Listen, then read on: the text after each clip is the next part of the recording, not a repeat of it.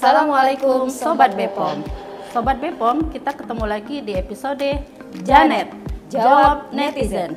Di episode kali ini kita akan membahas 5 tips aman mengkonsumsi suplemen kesehatan. Yang pertama, pilihlah suplemen kesehatan sesuai kebutuhan kamu. Yang kedua, tidak mudah tergiur dengan promosi atau iklan suplemen kesehatan yang berlebihan. 3. Jangan konsumsi suplemen kesehatan hanya untuk mendapatkan efek yang instan. Yang keempat, ingat selalu cek kemasan, label, izin edar, dan kadaluarsa sebelum membeli atau mengkonsumsi suplemen kesehatan. Yang terakhir, konsultasikan dengan tenaga kesehatan mengenai kandungan suplemen kesehatan yang kamu perlukan. Sobat Bepom, sudah tahu kan 5 tips aman mengkonsumsi suplemen kesehatan?